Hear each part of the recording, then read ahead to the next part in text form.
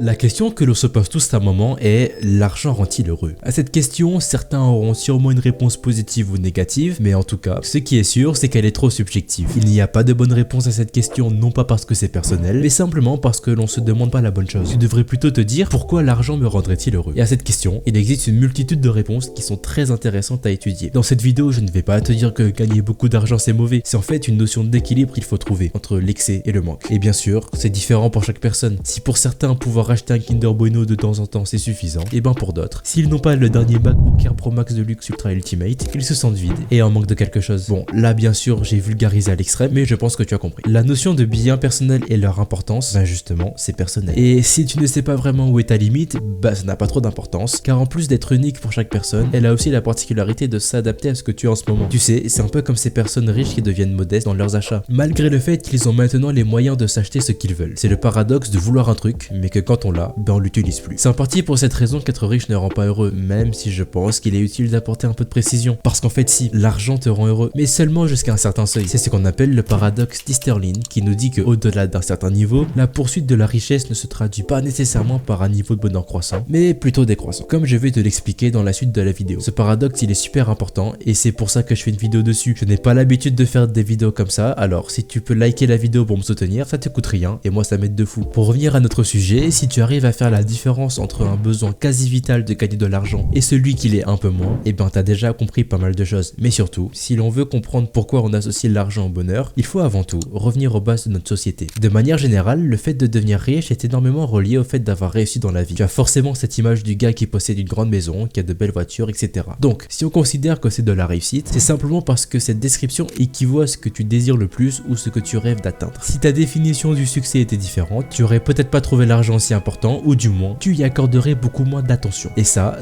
montre quelque chose de très perturbant. Parce que si tu prends le temps de réfléchir quelques secondes, tu te rends compte que la société et l'effet de groupe ont un rôle très important dans la direction et la profondeur de notre pensée. Mais je reviendrai dans une prochaine vidéo. Et si tu n'as pas encore compris où je veux t'amener, laisse-moi être un peu plus clair dans mes propos. Si on part du principe que 90% de nos choix sont définis par nos pensées, et ben ça veut dire qu'on admet aussi que la société et les autres ont un rôle déterminant dans ce qu'on est et ce que l'on veut devenir. Donc pour résumer, ce que l'on considère comme étant des accomplissements personnels dans des projets qui nous tiennent à cœur sont en fait pas si personnels que ça, puisque souvent c'est par rapport au milieu que tu fréquentes que tu feras tel truc ou tel truc. Pour te donner un exemple, si tu passes beaucoup de temps dans un environnement qui favorise le sport, tu risques sûrement d'en faire ou du moins tu vas beaucoup y penser. Et donc tes choix seront naturellement plus tournés vers des choses en rapport avec le sport. Si tu veux, ce que tu es n'est pas vraiment représentatif de ton vrai potentiel, puisque parfois on va soit se brider, soit progresser plus vite en fonction des attentes du plus grand monde. Et si d'un côté c'est vachement cool, de l'autre, il y a quand même l'impression de se ranger dans des cases qui définissent qui on est, et donc par la même occasion nous force à peut-être nous éloigner de ce que nous sommes réellement. Et pour revenir à notre paradoxe d'Easterlin, et ben c'est justement ce dont je viens de parler. Si on ne ressent plus le besoin d'aller après un certain seuil d'argent, c'est parce qu'on ne conviendrait plus à la case d'où l'on vient. Et donc ton cerveau va essayer de soit te brider, soit de faire autre chose, mais bref, en tout cas il va trouver un truc pour que tu restes là où tu es. Parce que oui, il est possible de changer de case et d'aller dans une autre qui est plus favorable à l'argent, mais le problème,